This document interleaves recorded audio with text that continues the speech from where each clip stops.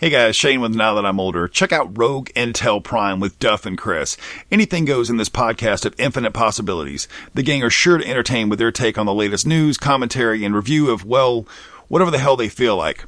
Check out Rogue Intel Prime on rogueintel.com.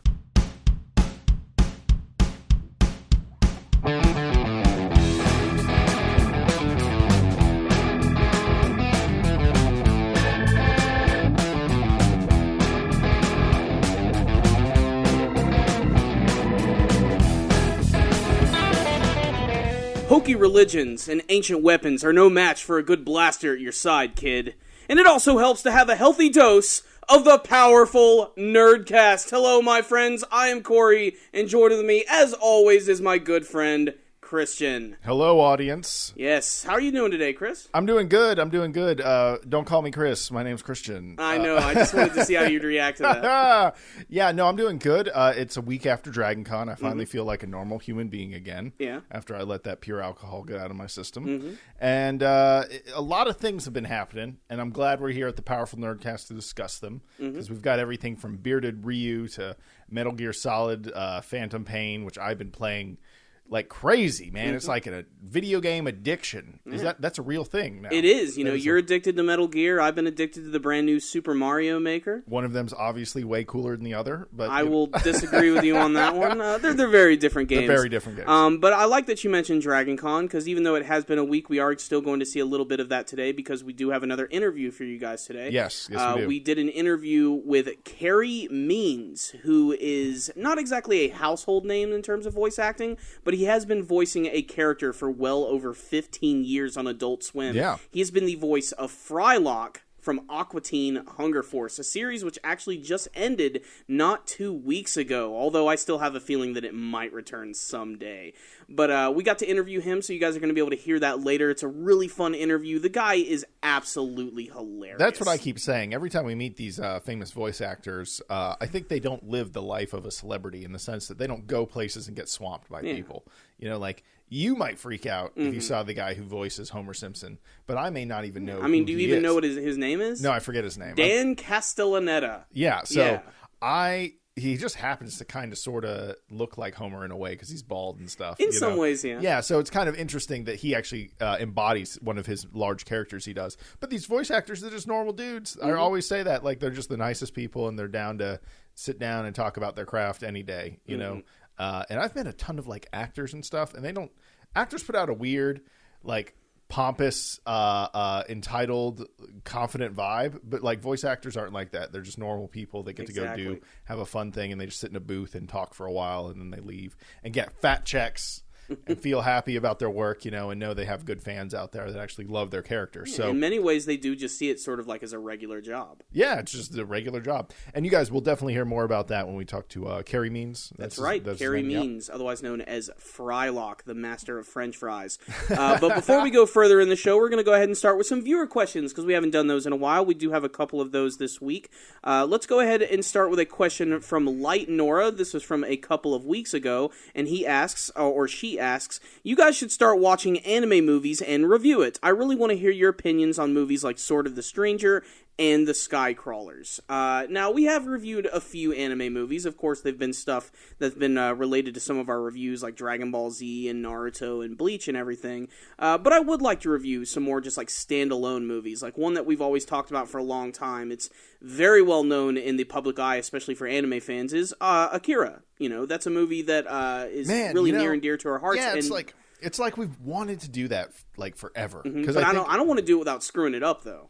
That's exactly what I was about to say. It's like, if we ever did the Akira film series, or not series, but Akira film, I'm scared we'd mess it up. Just like you said, like, I don't even know if I want to attempt that, because it's like there's things, like we review these fun, action-oriented animation series, or cartoons, as they say in the States. Yeah. And they're one note in a lot of ways. They're deep episodes. They like to slap some symbolism on it. They like to have the Leaf Village, and then Sasuke steps on a leaf as he leaves the village. It's fucking deep, bro. Whoa. Classic dime store anime symbolism. Yeah, but like Akira, that's really some substance. That's when people didn't know about anime all that much, and this guy just like put his heart and soul into this thing, and it's just like you may not even get it after you watch it. I sure as hell didn't get it when I was younger. Yeah, I did. I thought it was pretty animation, and I thought the guy was like a superhero. Yeah. And I was like, wait, why is he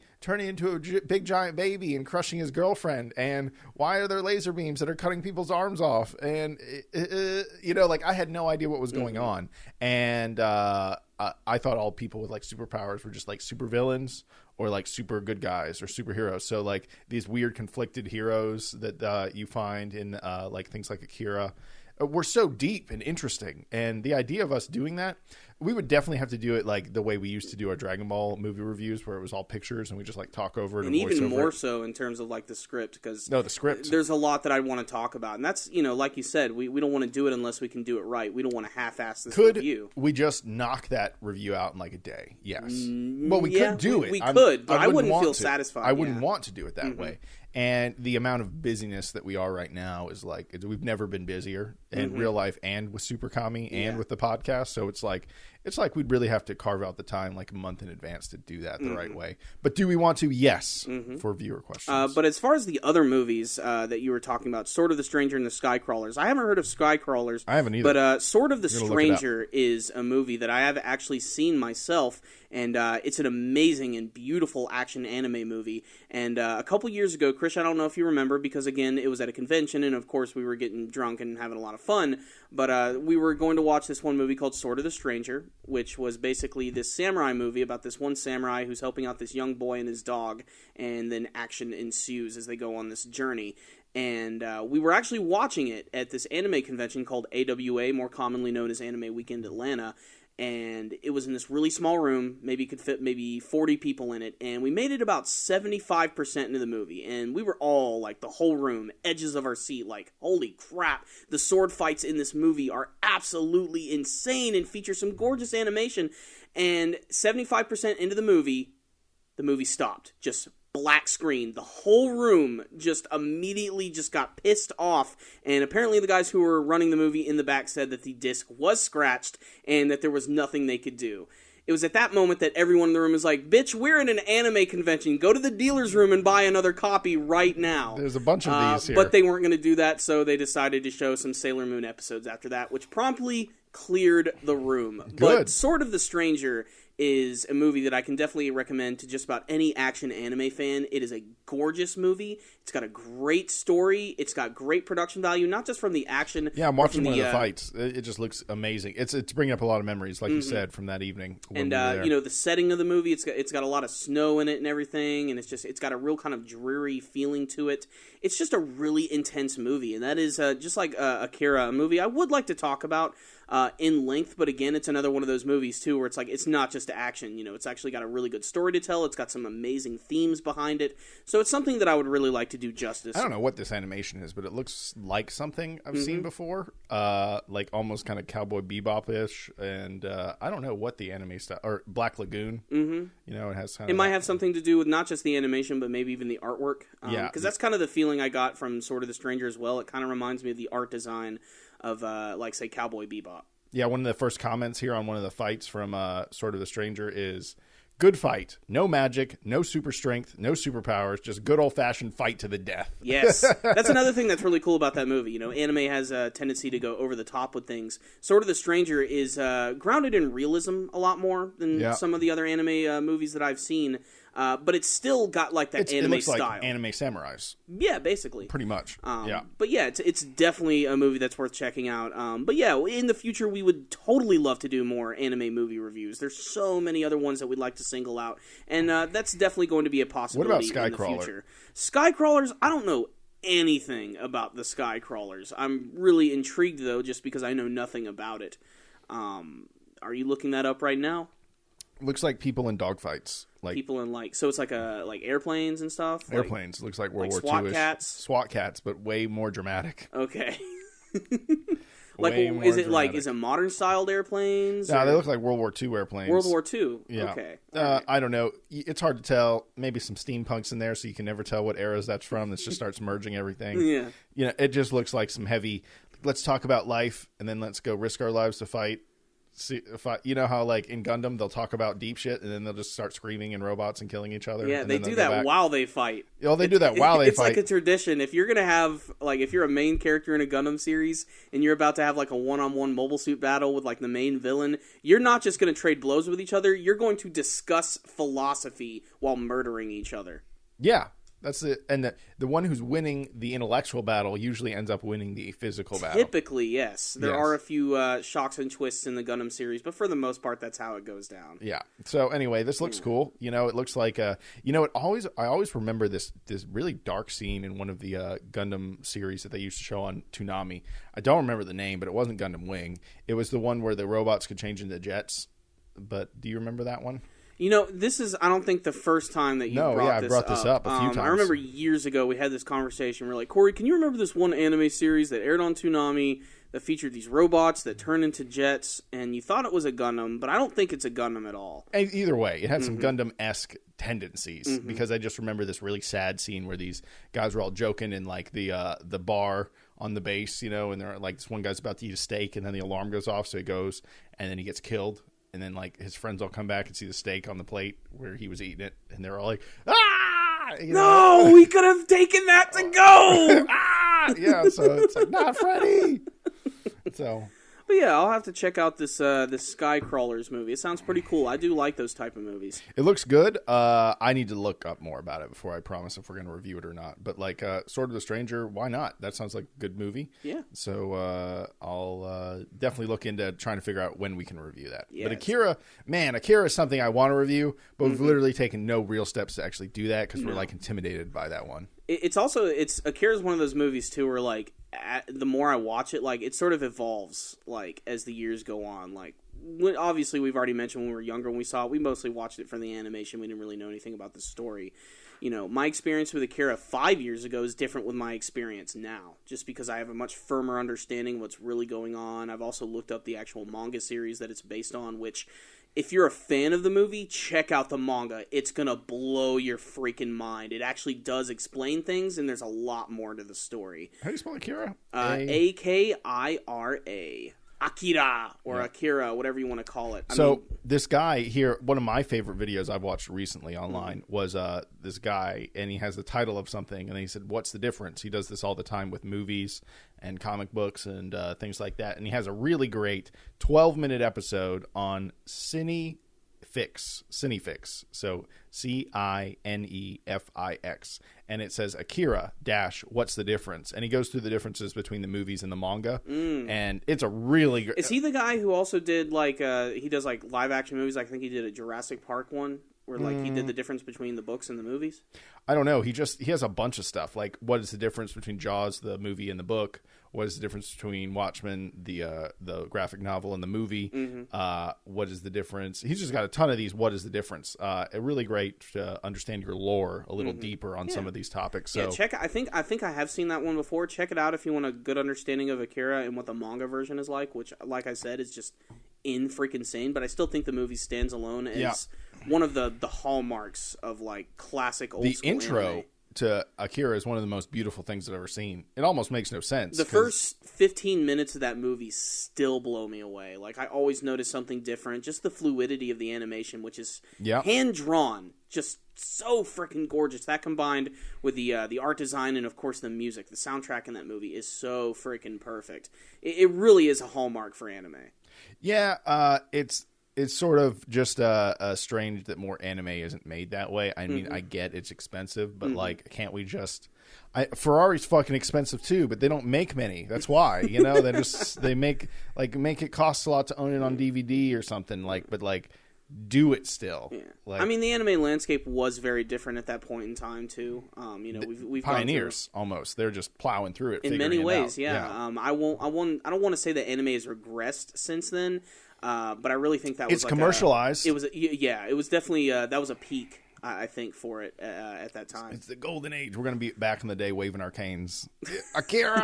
We're already feeling old here. But let's go ahead and move on to the next question. We have Gold Member PB who asks, since you are such a big Kakashi fan, Corey, that's the character from Naruto, have you seen King of Lightning's Kakashi Sucks video? If so, what part of his argument do you agree or disagree with? Well, this is going to be an easy thing. I disagree with all of it.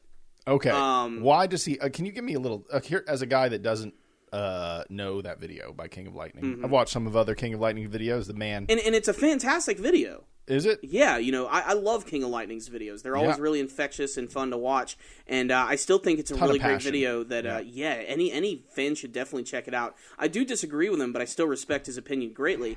Towards the end of the Naruto series, Kakashi kind of became kind of a joke in some ways. Like, he kept losing. His eyes kept getting ripped out. He kept getting them back, and then they were suddenly taken away again. And he was basically just relegated to being in the background a lot, especially after the time skip of the series. He got piccoloed.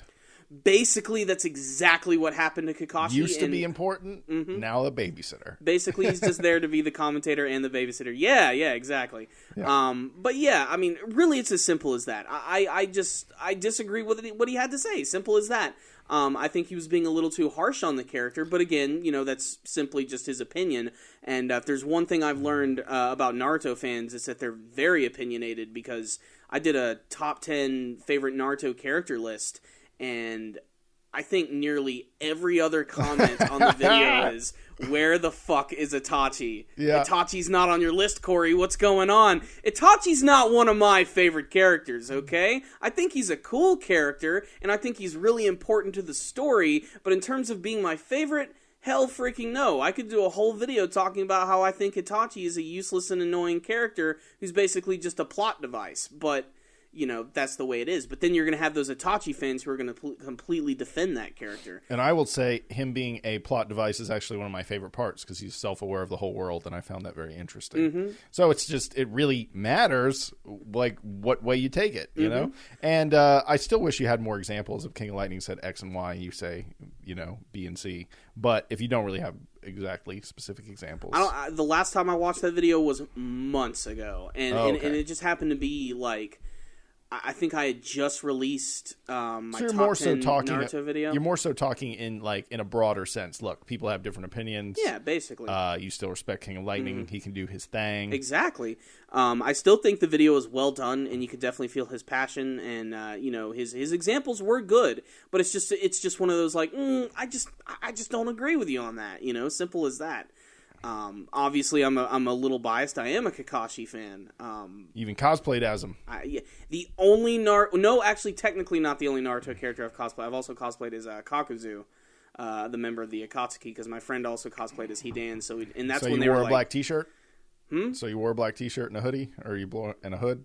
No, actually, I went as the second form of Kakuzu, where he rips off his cloak, and you can see all the stitches all over his back, and I had the ninja mask on and everything. Oh, wow, okay, that was really fun. The reason that was fun, too, is because it was at that point in time in the anime where Hidan and Kakuzu had just been introduced, so, they were still fresh in the minds of people. And like I said, it was me and my friend. He was Hidan, we were Kakuzu, and it was awesome. It was the first time I was able to be a real villain in terms of cosplay. So that was really cool. But cosplay's tiring, man. It's a lot of work. You go to a convention, you're like, awesome, this costume's going to be great. 3 hours in, you're like, fuck, I wish I was in regular clothes right now. I wish I was not sweating my balls off. It's I just want to walk over there, but then someone stops, makes me take a picture. Okay, great. It's fucking hot. I want to eat. This is annoying. I want to drink. And you're in this costume the entire time. So for people who cosplay and they do it all day, props to them, man. But going back to King of Lightning, I still recommend checking out the Kakashi Sucks video. If anything, it's really entertaining. Well, as all of King of Lightning's videos. As they are, yes. He's super passionate. Yeah, and the man can make a 10-minute video on accident. Yes. So one of the other topics we have today that I wanted to discuss as well, I think we had just gotten back from something, and then the Death Battle had come out. The new Death Battle by... What's that channel? I forgot that channel's name. Screw Attack. Screw Attack, which is very big in the video game world. They make a ton of stuff. And for some reason, they decided to make a Raiden versus Wolverine video, which doesn't exactly come up as the biggest versus match in my head, but at the same time makes complete badass sense to have it happen. Yeah. Why not? And... should we just spoil it, or I feel like I'm a little unsure about how to approach this. If you don't want to be spoiled by what happens in the Wolverine pause the Death video. Battle, pause the video, and we'll put a timestamp in the description box so that you can skip ahead to the next topic. So this way you're not going to have to worry. No, what I was going to say is just pause the video, go watch it, and then hit play again. You know what? That's an even better idea. You know, choose your option. They're both there. They're both there. But yeah, Raiden versus Wolverine. Yes. Okay. So Wolverine, superhuman strength, berserker mode. He's regenerative abilities. Adamantium skeleton. Can smell things. Yeah. Cool power. Cool thing. Can smell like good pizza from a mile away. Yeah. Got that down. And has been alive for a long time, like 1850s. Yeah. Because his super healing keeps him from aging. Fought in the Civil War, fought in World War I and II, Korean War, Vietnam. Done it all. Yeah, he's hardcore. So, and then you got Raiden, who's just some super cyborg skeleton that has pulled off the amazing feat of going from complete pansy to complete badass, which is a hard thing to do if you're already in the fan base as one to the other. Yeah. And he's probably the coolest character in the Metal Gear. That's obviously debatable, but one of the coolest characters in the Metal Gear franchise, and can fight a Ray one-on-one, which is ridiculous. Fight multiple Metal Gears at once. It's not really a problem for him. And he has some weird laser frequency sword that can literally cut through almost anything. Runs on missiles as they're being fired at him. Yes, it makes no sense. He's not human. He's not just a pimped out human. He's a robot person at this point. And to be fair, Raiden has been a warrior for a long time. He was born on the battlefield. Yeah, practically. Of course he had a tragic backstory, but he is a child soldier. He wasn't a fetus born out of his mother hanging from a tree, though. No, okay. That's hardcore. That's hardcore. That's guts right there, man. He was he was a child soldier in Africa, though, and so he's been surrounded by. Was it Africa or was it Liberia? It all kind of runs together. Yeah. A country that's not America. Yeah. And it's so bad. Over there. And it was a good death battle. First of all, their animation team is just killing it. It's getting better and better with every single episode. Yeah. And the best thing about this one, too, is it was a nice, even fight. It wasn't bullshit like Goku versus Superman or anything. Yeah, walking through Kamehamehas. Yeah, that still pisses me off. What was cool about the death battle was that they both had, equal attacks and blows, and, even there was, big damage. Raiden lost an arm, and, going into this death battle, I was, 100% convinced, Wolverine's going to destroy Raiden. There's nothing that Raiden's going to be able to do, but after watching the examples in the video, which I think is probably the best work they do outside of just the animation, is the research they do and all the math that they do. Yeah, because what they really do is everyone goes in with their favorites and says, I want my person to win. Yeah.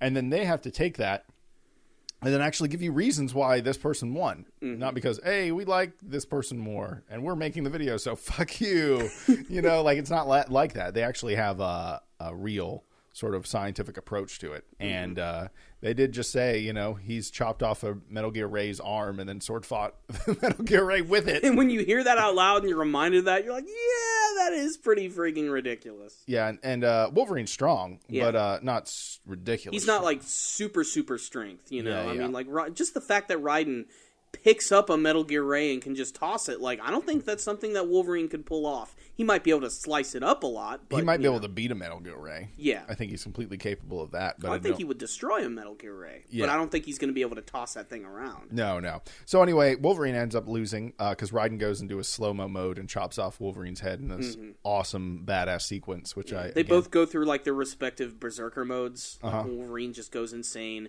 and then once Raiden gets his arm cut off, he goes into his Jack the Ripper mode, where he turns all red and his blood is constantly bleeding out of his body, and it's at that moment that he just destroys Wolverine. And I was, my first thought was, how is he going to cut through the adamantium? But again, they did their research on what the blade was truly capable of, and that was really no problem for him. And it's not that he just decapitated Wolverine. He cut his head off, and then as his head was flying around in the air, he just cut it up into like tiny little pieces just to ensure that there is no way that Wolverine is going to come back. Yeah, there's no regenerating. The brain is the questionable spot on Wolverine if he can regenerate it. Probably like parts of it, but if the whole thing's destroyed, he's done. Because he's not like Boo or some other regenerative being that if any piece of him is around, then he can regenerate from it. That's not how it works. So they did their research. Raiden wins. And again, Raiden is like bordering on complete superhuman person anyway, you know, so it's not that crazy. Yeah. Like Raiden could probably kill some DBZ people, you know, like Krillin. Fuck Krillin up. I don't know, man. Krillin. This is getting into a whole other... That's the thing, Death Battle might be able to make some sense out of it, but the thing about Dragon Ball characters is, like, they are superhuman inherently from, like, towards the beginning of the series. Like, Goku and Krillin, like, when they're training with Master Roshi for the first time, the whole point of their training is to make their bodies, like, superhuman. Like, bullets can't even penetrate Goku. Yeah. Like, so, like, what would Raiden's blade be able to do? He's like, fuck, ow. He's like, stop it. Not to mention just the overall speed of Dragon Ball characters. Like, Raiden is fast. He's a fucking ninja, Yeah. But, like, Dragon Ball characters, like, they border on, like, the speed of light half the time. Half the time, when someone's having a big fight... was the speed of light from the first arc. Because, remember, Special Beam Cannon, and he dodged it This is some deep nerdness. Some deep. Going deep on that nerd. Beginning. And that was just the beginning of Dragon Ball Z. So, okay, maybe Raiden couldn't beat anyone. Yamcha. There we go. I think Raiden would be a threat probably in the first half of Dragon Ball. I think he'd be a real problem.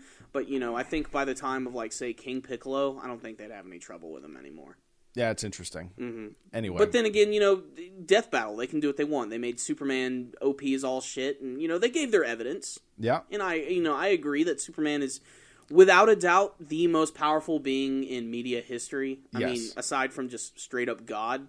And maybe Tengen Toppa Gurren Lagann, but which is a battle that I still want to see, which is Superman versus Gurren Lagann, because that would be interesting. Gurren Lagann just, they go beyond the limit constantly, so I can't wait to see. But they're very much Goku-based characters. Give us a limit, and then we'll go above it. Yeah. But they've talked about that multiple times with Superman, that he doesn't have a limit to be reached. He's just as strong as he needs to be, which is the stupid part. This is where he's hacked, And so it's more like a Goku versus Gurren Lagann is more interesting in a lot of ways. In many ways. Yeah. I like Gurren Lagann versus Godzilla.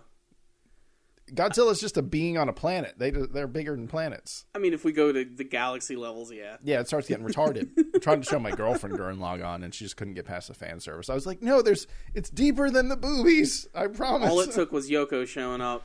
I was like, fuck.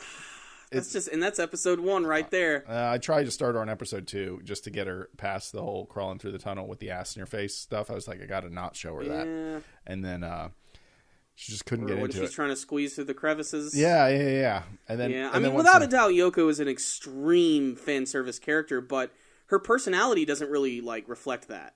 She's not flirtatious. No, she's not. And if someone happens to fall into her breastises, she's not going to get all pissed and punch them across the room Sakura style. In fact, she takes most of that in stride, which is something that I think is really interesting about her character. And yeah, it is bullshit. There is an explanation as to why she dresses that way. She claims it's so she can move faster, but that's pretty much it.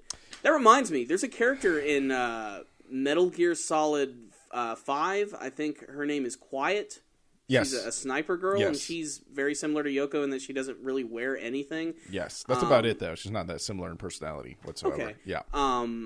She was a really controversial character in Metal Gear Solid 5, before it was released, because everybody's just like, oh, this is just this misogynistic bullshit, just more objectifying of women, having them wear barely anything, and of course she's a sniper. And Hideo Kojima's like, no, she dresses like that for a reason. Did they actually explain that in the game? Yes, she's a lot like, what was the other old man sniper? From Metal Gear Solid 3. The End? The End, the old guy, yeah. Yes, The End, and her, maybe not directly related, but she also is a plant person that uses photosynthesis. So if she wore a lot of clothes, it would actually technically choke her out. It would hurt her to not have sun and everything hit her. So she has most of her body exposed to absorb sunlight. She doesn't eat. She doesn't do anything. She just pours water on her. So basically, same thing as the end from Metal Gear Solid 3. She's a plant person. Oddly enough, though, the end was fully clothed and wearing a ghillie suit, so... Maybe that suit was special. Bullshit! Fan service! Yep, there you go. They just wanted some fan service. You should just wait till you see her in the helicopter when you're waiting to go on missions. She's just crawling around the helicopter all sexy and shit. It's like, what the fuck is going on here? Jeez. And, her costumes, I haven't unlocked any of her costumes, but they all just look ridiculous. None of them cover up anymore, So I mean, that's good, I guess. It's whatever. And then wait till you come back to the base when it's raining. A random cutscene will ensue. That is ridiculous. Oh, man, this is ridiculous here. You should see that cutscene. You never thought you'd see Big Boss and a hot chick have a splash battle on the deck of a mother base. Oh my god! You're like, it's Kiefer Sutherland, by the way. Keith, make it happen. Fucking Keith. Oh my god! Let me talk about the new Metal Gear Solid for a minute. So I've been playing for about 35 hours, maybe more. I don't remember. Wow. I have a weird thing about open world games, though. I always get to the point, because when you first start a game, like everything isn't kind of unlocked and like they haven't really let you go yet. So I get through a few story missions until they like let me go, and then I like just focus on the side missions until I have a bunch of money and a bunch of stuff unlocked. So when I go back to the main missions, I actually am 100% ready to do anything I want, or get like S ranks and do everything on the big missions and earn all the money I can, because that's usually where the big bucks are. And so I took literally like 20 hours to do the first 1/3 of the game, just to like unlock everything I could. And I think that game is great. Do I think it's the best Metal Gear? No. But what makes a good Metal Gear game? It's like kind of like long cutscenes and deep story that isn't 100% clear and shadowed in symbolism and deepness. And it's not that game, but man, it is the best open world game I've ever played. Like hands down. That's a bold statement, man. Because it's good but different. But you know what they do really well? They only have, like max, you're only going to fight 10 bad guys at once. Maybe 20 on some crazy big level or something like that. It's pretty small. Yeah, you're really it's a puzzle. This is great open world puzzle. And so I handed the controller to a friend of mine that loves Grand Theft Auto 5. Like, he just loves it. So the controls kind of transfer over really well. And I was like, look, there's a base over there. Here's how you use your binoculars to mark the guys. And you got a sniper rifle and a silenced pistol that'll put people to sleep. And I was like, just make sure no one sees you. And he went over there and killed everyone, like, first try. And he's like, this game is amazing. It's way deeper than Grand Theft Auto. Because Grand Theft Auto's gunplay is sort of basic. It is basic, but, like, I still consider, I haven't played Metal Gear Solid 5 yet. Yeah. But I do consider Grand Theft Auto 5 to be, I think, the best open world game I've ever played. Well, it has a much deeper... it's the world more Yeah, so. The world is a little more alive. Well, Grand Theft Auto, or when Metal Gear Solid is more like this big open desert war field. Or you go to Central Africa later in the game, and that's kind of different, but still very flat. Red Dead Redemption? Yeah, it's pretty much Red Dead Redemption. Which is also, I still think, in the top tier open world games. Yeah, no one ever talks about that anymore. I know, that game just... The fanfare before that game came out was huge. It happened, like, a month later, it was done. Yeah, what happened? It even had an awesome zombie expansion pack. I think it had its moment in the sun, but, the thing is... And Rockstar made an awesome story. Like, the story was so good. It was really good. Moving and dramatic, and there was, highs and lows, and you cared about these characters. I loved being able to slow things down when you could shoot. Oh, that's the other thing Metal Gear Solid does really well. The first time an enemy sees you, the world slows down, and usually if you have any decent weapon, you can take them out before they say anything to anyone else. So they'll be like, oh, and then the world will like slow down for like 5 seconds, and then you just they're gasping, boom! Yeah, you blast them in the face, or hit them with a tranq gun or something. And so I don't know. I'm enjoying the shit out of Metal Gear Solid 5. I wish I had more time to play it, but as a guy who's more in his adult phases of life, I pretty much have to say, well, I'm going to be busy till about 9 o'clock at night, and then I'm going to play for 2 hours and go to bed.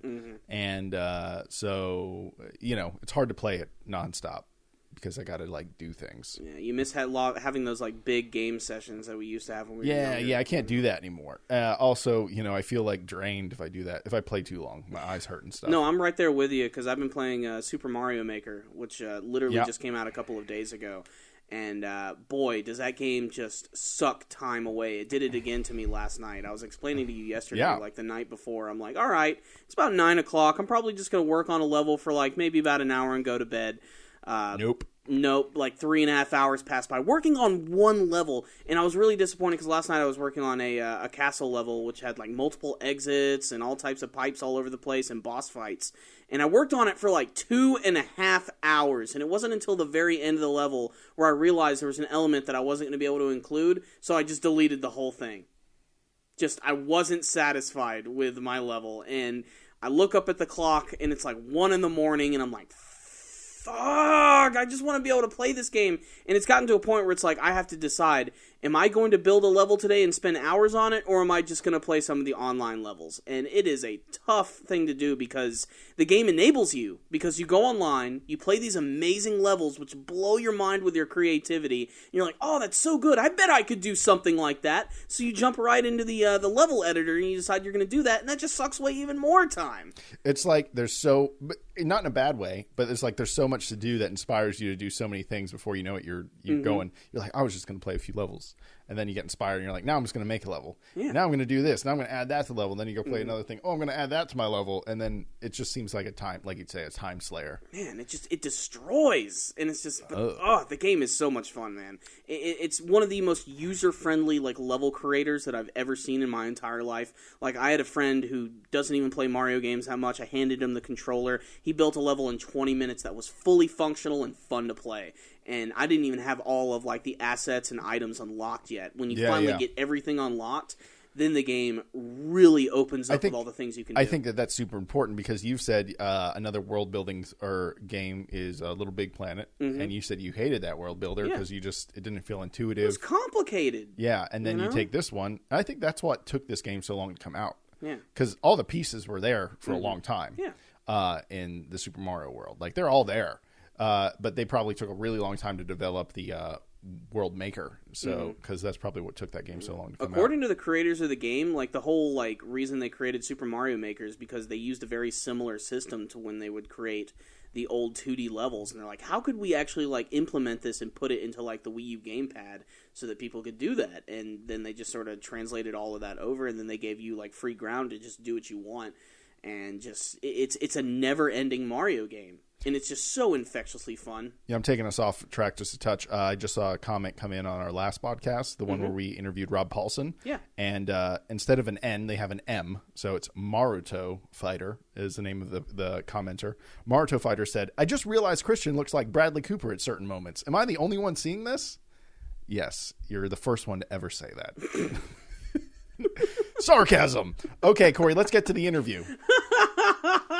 Welcome to my life. Oh, welcome to my good-looking hell. All right, well, guys, that was the main topics for today, but we're going to go ahead and jump into the Carey Means interview, otherwise known as Frylock. Now, remember, this interview took place at Dragon Con, which was an awesome convention that we went to. If you guys want to see the video we worked on, check out our YouTube channel. We'll also put a link to that video in the description box below. On our last podcast, we interviewed Rob Paulson. We reviewed him. So make sure to check that out. But today, let's talk to Carey Means. So we asked him a couple of questions. Luckily, he was able to sit down with us, and he had a lot to say. So first thing we talked to him about was how did he actually land the role of Frylock on Aqua Teen Hunger Force? And this is what he had to say. Actually, if you remember a little show, well, let me rewind back a little farther, whatever, to what I used to do, bumps, what is known as bumps for like Pokemon, Dragon Ball Z. I was actually I think I might have been the first guy to tell the world that Goku was going to die in Dragon Ball Z. Like the first time he died, this year Goku dies and blah, blah, blah, blah, blah. So I was doing bumps and stuff like that. And if you remember a little show called Samurai Jack, do you remember the announcer guy who used to tell you about the next episode of Samurai Jack? That was me. On the next Samurai Jack, Jack gets into thus and so. And so a guy by the name of Larry Morris, who at the time was a production assistant, now he's a bigwig. Larry Morris heard me do these Samurai Jack little snippets of the next episode, blah, blah, blah. And he knew Matt Malero and Dave Willis, co-creators and producers of the show, were coming up with this new show about these food items that solve mysteries, or supposedly that was the premise. He's like, you got to hear this Carey Means guy. He's great. He'd be perfect for the role of Frylock. So it came down between me and one other guy. And the other guy was a little too stiff, if you can believe that, for their taste. So they selected me. I actually auditioned for the role of Frylock in the break room of my job at a market research firm who shall remain nameless. I won't be plugging them. I don't even think they're in business anymore. But anyway, so I'm in the break room on the telephone. You know, if you ever worked in any business anywhere in your life, you know that break room telephones suck. So I'm in there on a conference call with Matt and Dave. My agent faxes me the script to Rabbot, the very first episode. So I'm in the break room going, no, meanwhile, don't get a jam box. And they're just cracking up, rolling, laughing. I'm like, what the F is this? What am I reading, man? What are these guys smoking? I asked my agent, what are they smoking when they write this stuff? She said, I don't know, but they need to keep smoking it so we can keep getting paid. So I got the job. Needless to say, and 15 years later, here we are at the end. So Aqua Teen Hunger Force is no like stranger to pulling one over on its fans. Mm-hmm. And I think that they've gone through quite a few reiterations of the show. Like they changed the title a few times. They're like, it's canceled. And then like they come back and they add like super on the name. They're like, it's a different show. Yeah. And so we had this question for him was this the real final episode of the series of Aqua Teen Hunger Force, or is it going to come back again? And this is what he had to say. You mean like Aqua Unit Patrol Squad and Aqua, you know, whatever. And, of course, this last incarnation was Aqua Teen Hunger Force Forever. You're asking a guy who sits at home waiting on his phone to ring whether or not this is the end of the show. See, I'm an independent contractor. I don't work for Turner or Adult Swim proper. I'm a guy just like the roofing guys that you call and say, hey, I need my roof fixed. When are you going to come out and do this? My agent called me and says, Carey, you need to be at the studio at blase time. I don't even see the script until I walk through the door of the studio. You know, most actors who are on the A-list, I'm more like the Z-list. Most actors who are on the A-list, you know, they have my agent fax me the script and I'll memorize it. No, it ain't none of that. I don't see the script until the day I do it. So I walk in the door and they're like, okay, let me get your script, Carey. Here you go. Go. You know, it's like that, you know, and I want all you fans out there to go viral. Tell them you want Frylock back. Frylock needs his own show, damn it. Got tater tots to feed. Seriously. No. But I used to do Thundercleese on the Brack show as well. So for those of you who don't remember, Black, from down the street, I blast you. Thundercleese was very therapeutic because I got to yell a lot.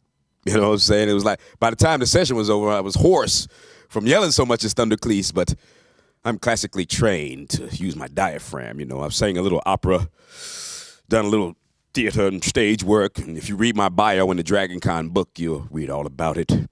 That was super interesting. Dude, that guy is so nice. He just came in the room and just like owned it. I didn't even realize it was him right away. Like he was trying to eat some chocolate that they had laid out. Mm-hmm. And he was like, is this for us? I'm like, well, it's for like the people that are getting interviewed and like the press. And he's like, that's me. And I was like, oh shit, that's who this guy is. It's like him and his girlfriend just walked in. They just looked like regular con goers. And then when you heard him speak, you're just like, oh man, that is Frylock. Yes, that's him. And our next question for him was, what's your favorite part about voicing Frylock? And this is what he had to say. My favorite thing is actually going in the booth doing Frylock. I don't want to sound corny, but to me, the last 15 years have been like a vacation, man. I mean, it's like we said, we did a VO panel last evening with some other popular guys. You might want to check it out if you're still available on Dragon Con TV.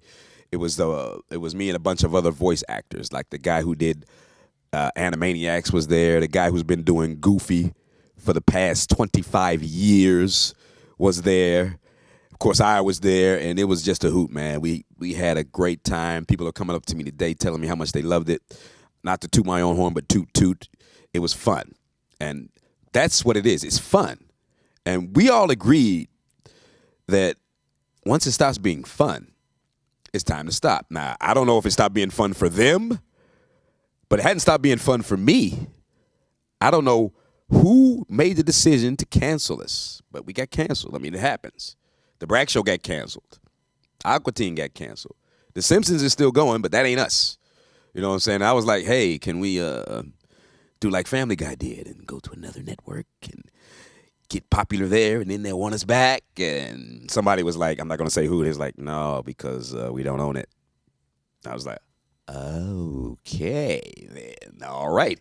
So, there's a lot of politics going on. I don't know who made the final call to let us go, but I guess they just said, enough is enough. We're done with this one. We want Mike Tyson mysteries. Mike Tyson, if you're watching this, I love you, man. You're the bomb. We're the same age, me and Mike Tyson, by the way. You do the math. But anywho, here I am at Dragon Con. I'll be here through Monday, signing autographs and acting a fool and doing what I do best, being a big old ham. Again, the man just continues to make us laugh continuously. He had so many amazing one-liners throughout all of these reviews. Then, we had to ask him, did you have a favorite episode of Aqua Teen you worked on, or like maybe a favorite line that you had to read? And boy, did he have a great answer. There was an episode, actually, I'll give you my favorite episode. And one of my favorite lines as well. There was one episode where Meatwad wanted a pet. I gotta have a pet. I gotta have a pet. That's about as best Meatwad as I could do. Should have stuck with them damn dials, huh? Well, now they're all gonna have to go. I'll tell you what. Why don't you bring a couple of bitches over here before I put a cigarette out in your damn eye? It's the one where Frylock kills everyone, gets all pimped out. His fries are in like curly cornrows. Brings over a couple of whores. Hey, what do we got back here? Bring your friend. I like her too. Kills Carl the next day and everybody's dead. No, I didn't. Yes, you did. No, I did not. Yes, you did. Watch the fire. It's going to burn you and they're already dead. So if you remember that one, the Frylock pimped out episode, that's my favorite one. And that's one of my favorite lines about bringing a couple of bitches over. Not that I refer to women as bitches. Believe me. Right, honey? I don't. I'm very respectful. My mom raised me right. I'm Eddie and Lucy Means' baby boy. That's me. The last thing that I wanted to ask him was a very interesting question. A lot of the times when we do these interviews, I don't like to do just like the old standard, like, what's next for you? What's next for Frylock? What's it like being a voice actor? Yeah, like, I didn't want to end that way. And considering that he voices a talking box of French fries, I decided to ask him, what is your favorite fast food French fries? And he gave us, again, another very classic answer. And some pretty nice insight to Frylock. I've never been asked that question. Yeah, that's a good question. And you know what? I don't know, man. I mean, you got BK, you got Mickey D's. Actually, we thought we were going to get sued by McDonald's when we first started because it's a red box of French fries. You know what I'm saying? It's like, damn, McDonald's is going to sue the hell out of us. And they never did. So actually, funny you should mention that because BK has these hot chicken fries. And if you look at the box, it kind of looks familiar. If you put a goatee on that sucker and squint his eyes a little bit, you got a box that kind of look like old Frylock. But, I'm going to say what everybody else says. McDonald's, of course. McDonald's got the best fries, man. When they come out good and hot. I'm not. Now, if you listen to McDonald's, I'm available for VO work, as well as television, commercial, film. Hey, I'm obviously available. My show's been canceled.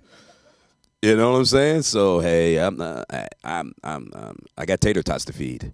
Seriously, I do. You want to say to wrap up the interview? Yeah, I do got something to say to wrap up the interview. And it goes a little something like this. I got jacked by the cops. They shot my tater tots. Busted the moonlights for slinging moon rocks. Got a meat while watching a lemonade shake. Do fries go with that? Here come the drum break. I wrote that myself. Those are my lyrics. They gave me one little line and said, Carey, this is your line for the new theme song. I was like, no. Sat down and wrote those lyrics out myself in about 5 minutes. Recorded it. So I'm a rapper too. I can bust a funky rhyme when I need to. Peace.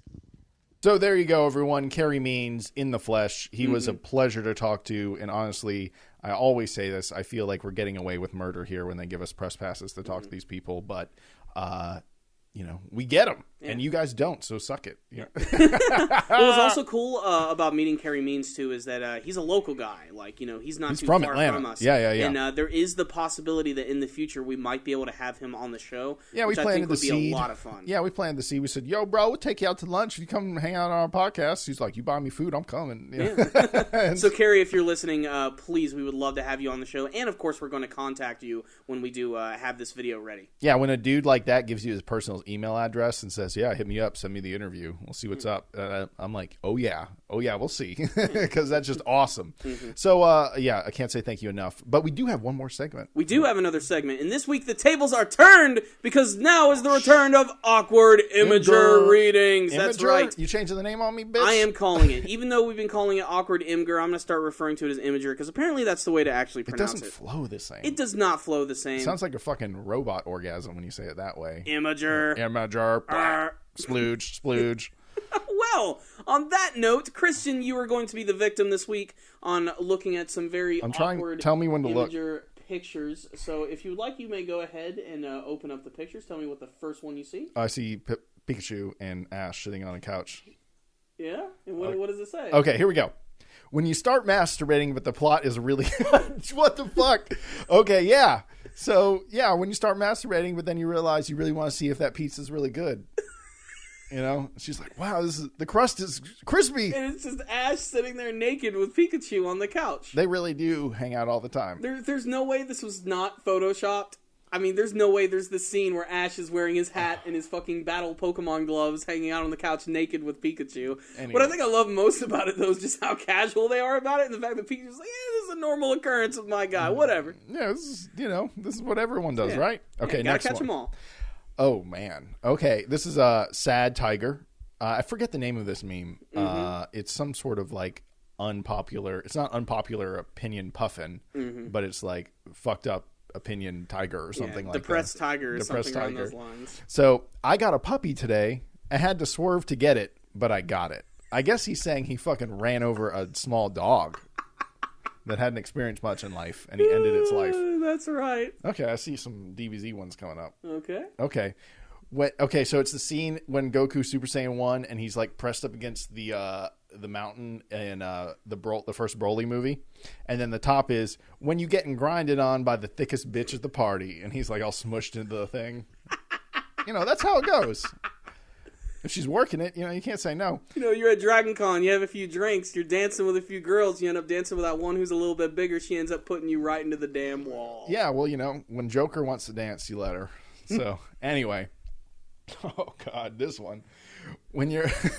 how your homies look when you get caught fucking an ugly hoe. And it's Chaozu behind... What's that dude's name? That's Goldo. Goldo. And that could not look more like he is literally fucking him. He's pounding him, you know? But Goldo ain't stopping time. He's liking it. Yep, and that was from a filler episode, believe it or not, that actually did not take place in the manga version. Oh, my God. When your homies... How your homies look when they're pounding some fat chick. Neo can see the code of the Matrix, but he can't see why kids love Cinnamon Toast Crunch. That is an old-ass joke at this point. I don't know if anyone even remembers that. If you remember, there are all these douchey kids that were, like, asking their parents questions or something like that, and then like, the announcer would come in, but adults still can't see why kids love Cinnamon Toast Crunch. I don't know. I explained that wrong, but you get the idea. It's funny. That's a relic from our childhood right there. They might even still be doing it that way. I'm not sure. I don't know if that's around. Remember my whole thing? I want memories of my family, not it's Cookie Crisp. The corporations have invaded my brain. I want memories of my family when I was young, not Cookie Crisp commercials. Okay, here's a good advice, Mallard Duck. I forgot. I think that's what his name is. Don't forget to wear condoms. That's how we lost Freddie Mercury, and that's how we got Justin Bieber. That's so true. Wear condoms. I know it doesn't feel as good, but take 10% less to get the rest of your life. Oh, God. Okay, okay, it's Dragon Ball Z. It's Goku Super Saiyan 1, just turned Super Saiyan against Frieza, and this is their first encounter where he grabs Frieza's hands, and Frieza can't get away. And when the hand job's too aggressive, and you gotta pull her hand away, like, bitch, like, no. Sorry, I love how Black Twitter and Dragon Ball Z just go together so well. Bitch, this ain't a crankshaft. So that is Awkward Imgur Readings, Yes. 2005, September 15th. Wow. So, yeah, when the bitch be grinding on you too hard and when they That's probably my favorite one. That one's It's just good. the image of Goku just pushed up against the God damn. I've created a monster. Now Corey surfs Imgur. It's true. Yes. Ever since this awkward Imgur crap, like I find myself every day for about 10 minutes just looking at random I love how I pictures. got him to say Imgur again and not Imager. Damn it, it's awkward Imager. Awkward win. Imager. I win. I have spoken! So anyway, guys, thank you so much for watching this episode. I think it's 31. It's episode 31 of the Powerful Nerdcast. We really appreciate everything. Corey, you want to hit him with the tagline out? Yes, I do. Just want to thank you guys again for watching today. Remember to leave us your comments and requests for topics for the podcast. We'd also like to hear more of your requests for our upcoming vlog series. I'm pretty much 100% we are going to start with Yu Yu Hakusho, but I do want to see some other requests from some other series, whether they be old or new. We do want to look at those shows so that we can review more stuff for you guys. But I just wanted to also take a moment to thank our network, Rogue Intel. Rogue Intel gives us the ability to speak our minds, which is great, which means we are not their robotic tools. They allow us to be ourselves. And you should definitely check out their other shows at rogueintel.com, like Pure Orgasmic Love. Yes, that way you can learn to not be a social retard and actually talk to the opposite sex. It's pretty awesome.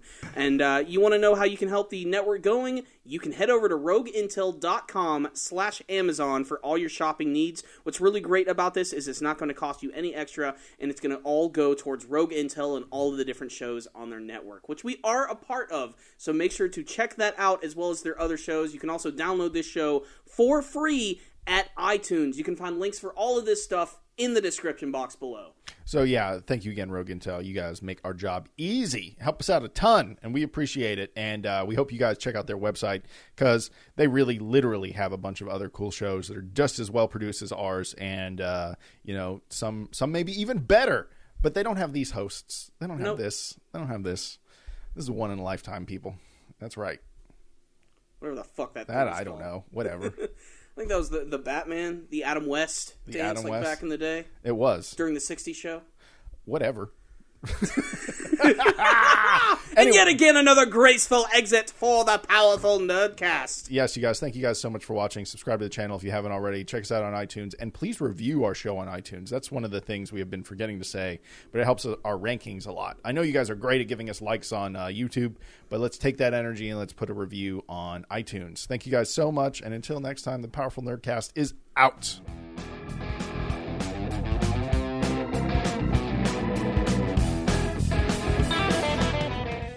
What's up, guys? It's Shane from Now That I'm Older.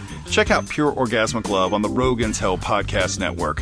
Sex, sex, sex, one of the most amazingly diverse topics on the planet. And each week, Dragonfly and Swamp Ape will discuss and educate on topics involving love, relationships, and you guessed it, one of their favorites, sex. Pure Orgasmic Love. Find them on rogueintel.com.